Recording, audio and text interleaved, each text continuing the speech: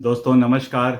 दोस्तों मैं विमल शाही आप सभी लोगों का अपने चैनल में स्वागत करता हूं और उम्मीद करता हूं कि आप लोग सभी लोग स्वस्थ होंगे एवं मस्त होंगे।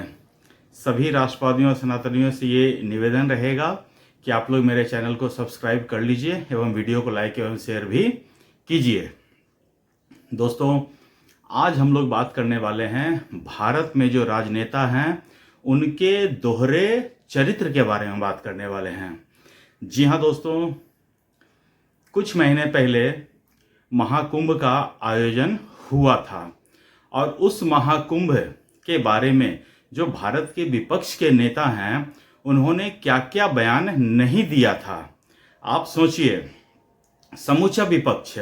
और उससे पहले एक साल पहले आप चले जाइए, जब राम मंदिर का उद्घाटन था, प्राण प्रतिष्ठा का कार्यक्रम था, उस पे राम मंदिर ट्रस्ट ने सभी नेताओं को उस प्राण प्रतिष्ठा कार्यक्रम में आने का निमंत्रण भेजा था।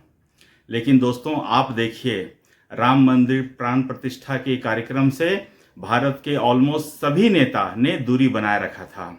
चाहे वो लालू प्रसाद यादव हों, चाहे वो तेजस्वी यादव हों, चाहे सोनिया गांधी हो, मल्लिकार्जुन खड़गे हो, राहुल गांधी हो, प्रियंका गांधी हो, सब ने, ऑलमोस्ट सब ने, ममता बनर्जी ने, सब ने राम मंदिर प्राण प्रतिष्ठा कार्यक्रम से दूरी बनाकर रखा था। उसके बाद आप आ जाइए महाकुंभ पे भी इन सब नेताओं को, जिसने भी महाकुंभ का आयोजन किया था, सब लोगों को महाकुंभ में आने का निमंत्रण भेजा गया था और भारत के करोड़ों लोग वहां पर अपनी इच्छा से, अपनी श्रद्धा से महाकुंभ में पवित्र स्नान करने के लिए गए थे।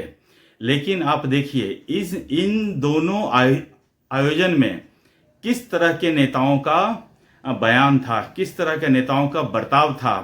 राम मंदिर प्राण प्रतिष्ठा कार्यक्रम में यही तेजस्वी यादव, यही लालू यादव कहते फिरते थे कि राम मंदिर में जाने से क्या शिक्षा मिलेगी, राम मंदिर का प्राण प्रतिष्ठा करने से क्या हमें रोजगार मिलेगा, राम मंदिर प्राण प्रतिष्ठा करने से क्या हॉस्पिटल बनेगा।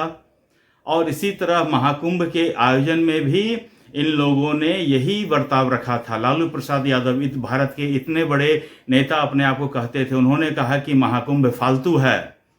महाकुंभ के एक छोटी सी दुर्घटना घट गई थी, उसके ऊपर ममता बनर्जी ने कहा था कि यह महाकुंभ नहीं है, मृत्यु कुंभ है। महाकुंभ में होने वाले स्नान के ऊपर इन लोगों ने तरह तरह की भ्रांतियां फैलाई, तरह तरह के अफवाह फैलाएं, तरह तरह के प्रोपेगेंडा फैलाएं कि महाकुंभ का पानी अशुद्ध है, महाकुंभ का पानी ऐसा है, महाकुंभ का पानी वैसा है। लेकिन दोस्तों देखिए, अब जब इफ्तार ईद चल रहा है, ईद का, रमज़ान का महीना चल रहा है, तो ये सारे नेता किस तरह, देखिए, इफ्तार की पार्टी में जा रहे हैं। रोज इफ्तार चल रहा है, कभी अखिलेश यादव, सोनिया गांधी, जया बच्चन, सारे लोग इफ्तार की पार्टी में जा रहे हैं।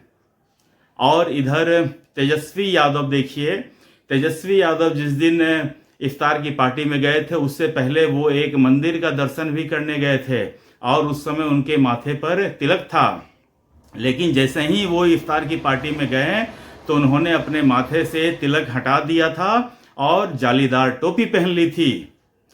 मेरा सवाल ये है कि जब इफ्तार की पार्टी में जा रहे थे तब इन नेताओं ने ये कभी सोचा कि इफ्तार करने से बच्चों को रोजगार मिलेगा, इफ्तार करने से बच्चों को शिक्षा मिलेगी, इफ्तार करने से हॉस्पिटल बनेगा? इन नेताओं ने ऐसा कुछ भी सवाल नहीं पूछा। तो दोस्तों अब देखिए, ये नेता लोग जो हैं, खासकर अपोजिशन के नेता हैं, किस तरह इस देश के बहुसंख्यकों का अपमान करते हैं। आप देखिए, तमिलनाडु के जो नेता हैं, स्टालिन के जो बेटे हैं, उन्होंने हिंदू समाज को, सनातन को मलेरिया, डेंगू, इन सब चीज़ों से तुलना किया था। उसी तरह हर एक देवी देवता का अपमान करना इनका एक फैशन बन गया है। जब कभी भी कोई भी हिंदू का त्यौहार आता है तो ये लोग इसी तरह की बयानबाजी करते हैं। तो ये एक देश की, इस देश की जो बहुसंख्यक हैं, उनके भावनाओं के साथ खिलवाड़ किया जा रहा है।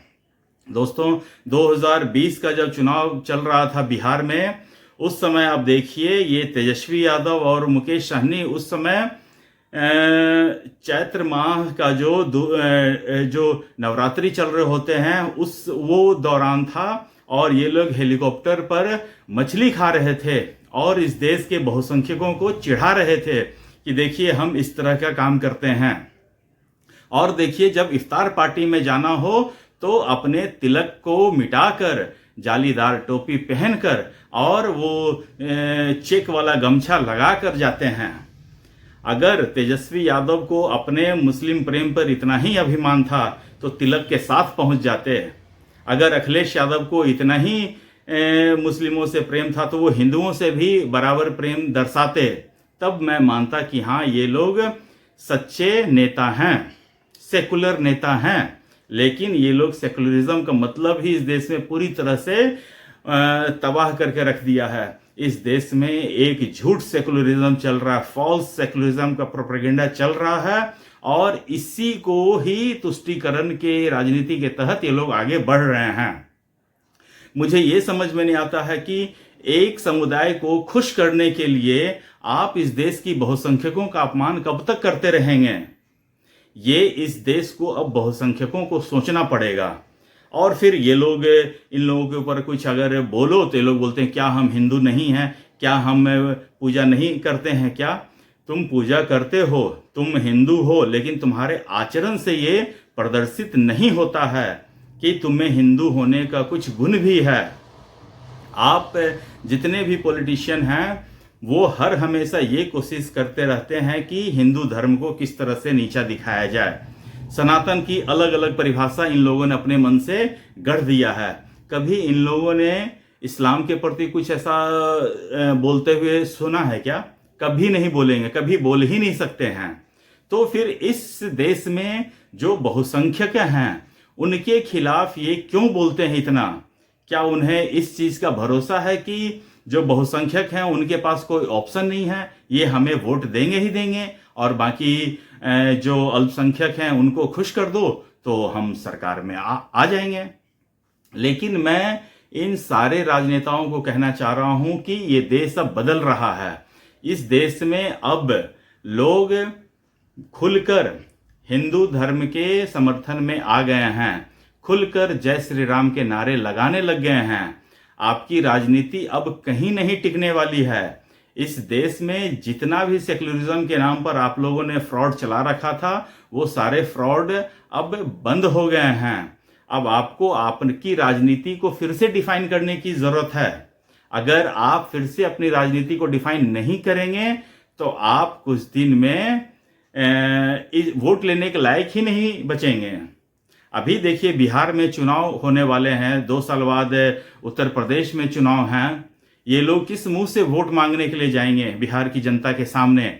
और बिहार की जनता को पूछना चाहिए कि जिस महाकुंभ को आपने फालतू कहा था, इस देश के करोड़ों लोग महाकुंभ में आस्था की डुबकी लगाए थे, उसे आपने कौन से जांच पर आपने कह दिया था कि ये महाकुंभ फालतू है या महाकुंभ का पानी गंदा है? क्या आपने जो मुस्लिम समुदाय के लोग जो मंदिर में वजू करते हैं उसके पानी के लेकर आपने कभी कुछ बोला है कि ये पानी गंदा है, अशुद्ध है? आपने कभी कुछ नहीं बोला है। आपने एक समुदाय को इतना छूट दे रखा है और दूसरे समुदाय की हर एक एक्टिविटी पे आप सवाल उठाते हैं। तो ये देश अब इस तरह के आचरण को बर्दाश्त नहीं करेगा। देश बहुत आगे बढ़ रहा है और जो बहुसंख्यक समाज के लोग हैं वो जागृत भी हो रहे हैं, और नेताओं को अब इस सब चीज़ों से बचने की कोशिश करना चाहिए। अगर नहीं बचेंगे तो इनको उचित जवाब चुनाव में जनता अपने वोट के माध्यम से देगा। तो दोस्तों, आज मुझे इतना ही अपडेट देना था। आप लोग से ये निवेदन रहेगा कि आप लोग मेरे चैनल को सब्सक्राइब कर लीजिए और वीडियो को लाइक एवं शेयर भी कीजिए। तब तक आप लोग अपना ख्याल रखिए, स्वस्थ रहिए, मस्त रहिए। नमस्ते, बाय।